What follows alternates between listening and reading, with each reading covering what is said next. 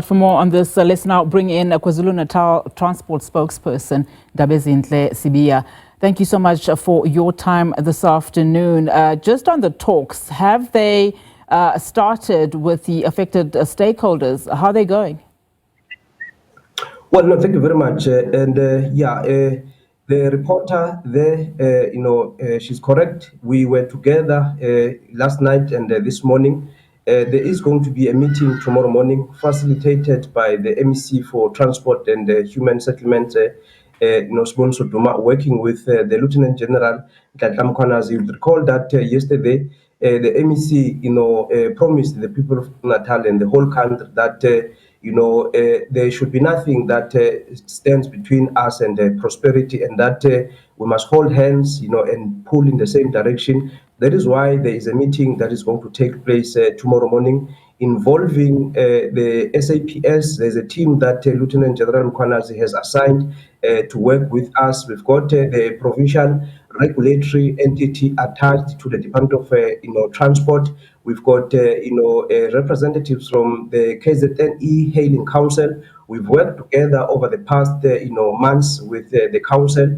We also have the KwaDabeka Taxi Association. Let me just correct it, not KwaDabeka Taxi Association. So that meeting tomorrow morning will seek to harmonize the relations between the e-hailing drivers as well as the taxi drivers. That is what the MEC Duma promised yesterday. That look, he would want to see the coexistence of the coexistence between the two as we wait for the implementation of the regulations by the national government.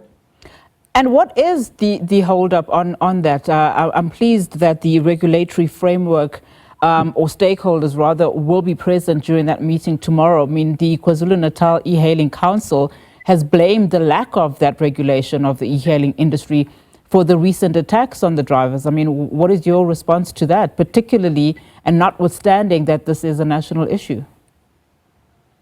Well, I think, there's a lot that has been done by the national government.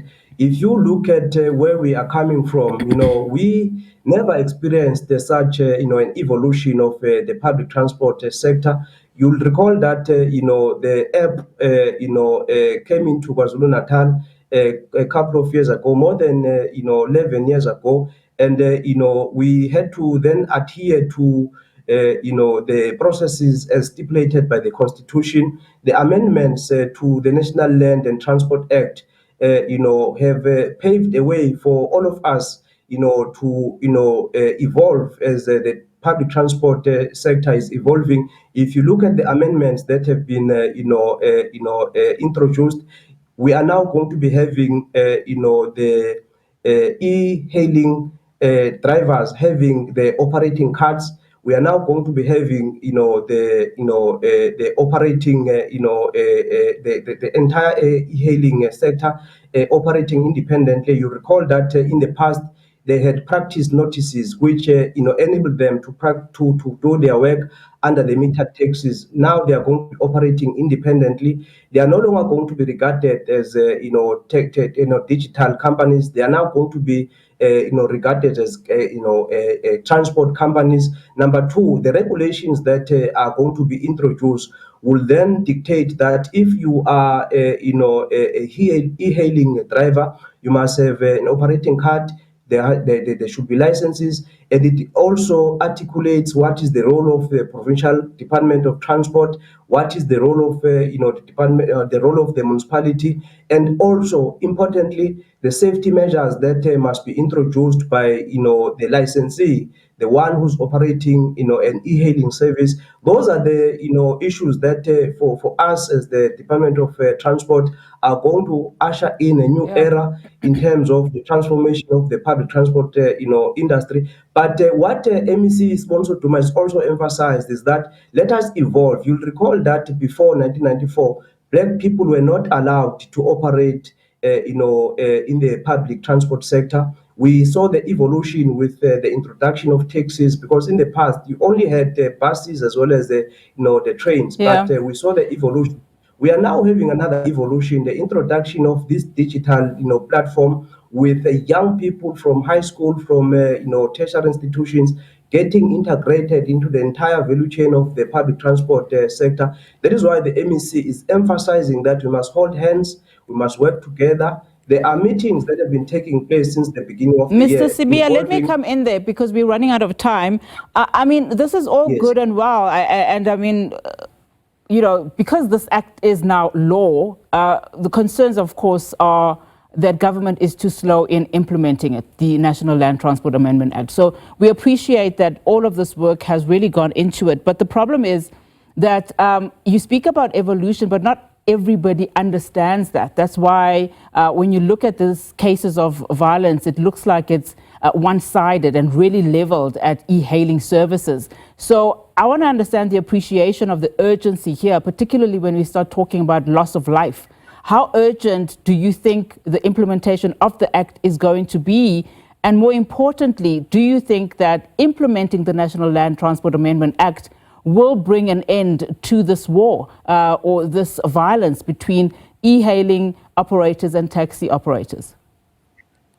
Well, we are quite positive that we are going to turn the corner. A couple of weeks ago, the MEC Sponsor Duma met with the National Minister, Barbara Cressy, and some of the issues that they discussed, obviously, it is the implementation of, the National Land Transport Act, which has been amended, and the regulations which you are referring to. So we are very hopeful that in the next few weeks, the next few months, we are going to see, the implementation of the regulations. But it is important that we highlight the fact that we have been preparing ourselves as the province of KwaZulu-Natal, meeting with the e-hailing, council, the provincial chapter, with Bolts, with Uber. The meetings that were sanctioned by MEC Sponsor Duma, sitting every month.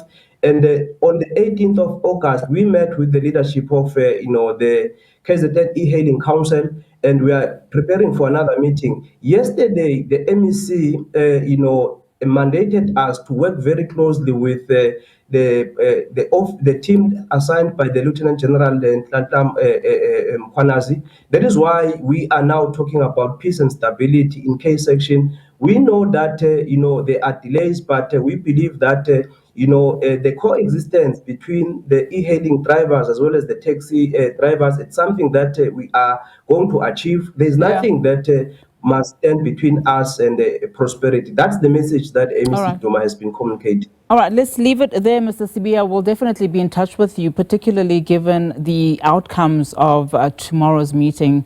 But thank you so much for your time. KwaZulu-Natal Transport Spokesperson Ndabezinhle Sibiya there, just, of course, monitoring this meeting, high-level meeting with the various stakeholders in both the taxi and e-hailing services. Importantly, that meeting will include the South African Police Service as well as those that are looking at the regulatory part of that particular act that was signed into law late last year.